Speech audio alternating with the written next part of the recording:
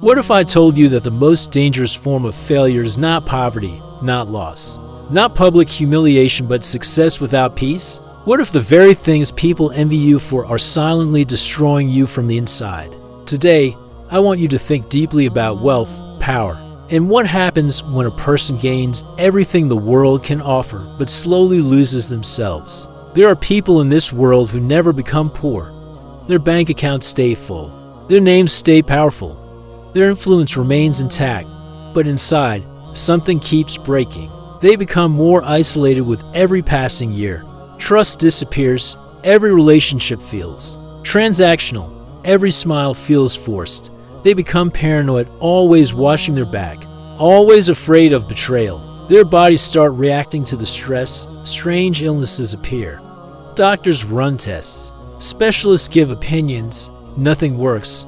No one can explain it. And at some point, a terrifying realization hits them.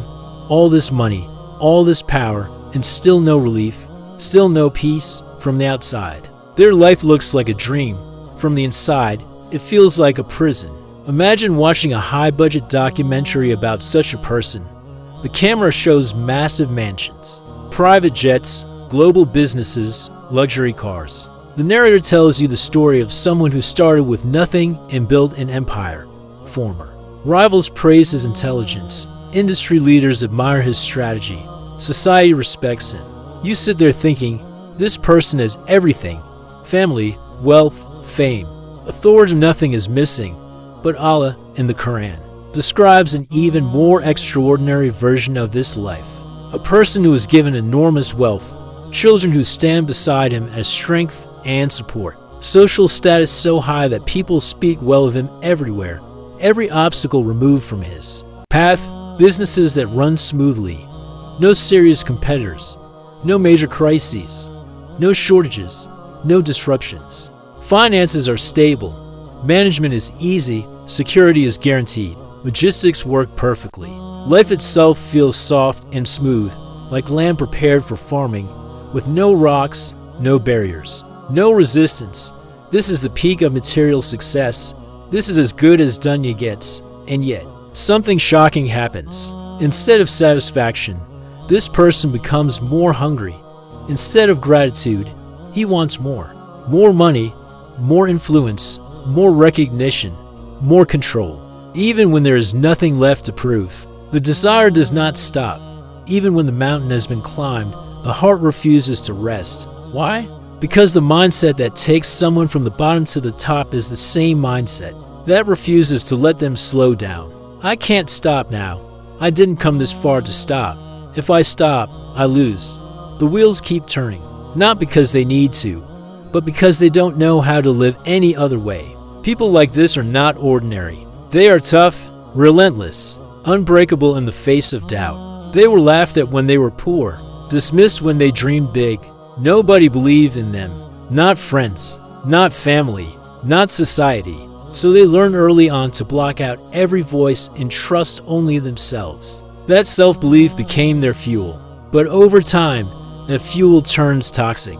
Slowly, belief in Allah is replaced by belief in the self. Advice feels like disrespect. Guidance feels unnecessary. Humility feels weak. The ego becomes the ultimate authority. I got here because of me, my intelligence, my strategy, my decisions. At that point, success stops being a blessing and starts becoming a test. And here's where Islam makes something very clear. Allah is not against wealth. Allah is not against power. Allah is not against ambition. The Quran never teaches that money itself is evil. Some of the greatest believers were wealthy. Some of the strongest supporters of the Prophet were rich, influential, and respected. Wealth can build communities. Wealth can protect the vulnerable. Wealth can spread justice. The problem is not having more.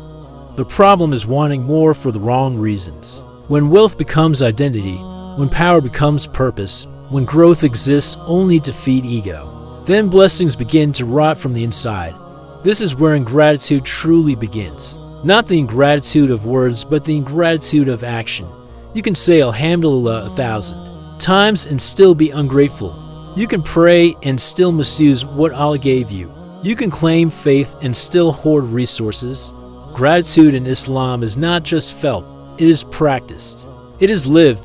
It means using wealth the way Allah wants it to be used. It means giving, uplifting, supporting, and serving, not exploiting, hoarding, and dominating.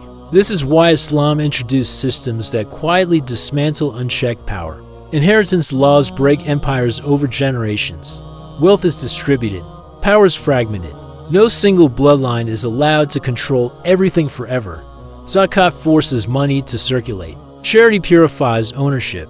These are not random rules, they are protection against corruption. Allah does not take blessings away only by making someone poor.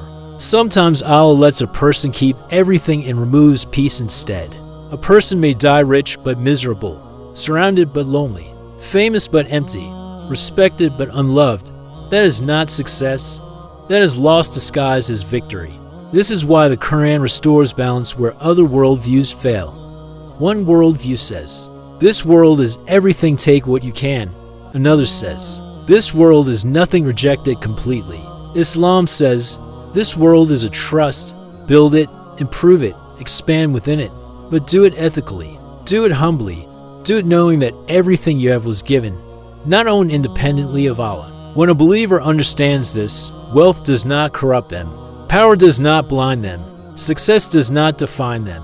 Instead, it becomes a responsibility, a tool, a means of service. And when hardship comes, as it always does, they do not collapse, because their heart was never attached to possessions in the first place. In the end, the real question is not how much you have. The real question is what having it has done to your heart. Because if your success makes you colder, lonelier, more fearful, and more arrogant, then it is not a blessing, it is a warning. But if what you have makes you more grateful, more generous, more grounded, and closer to Allah, then even a little will feel like everything.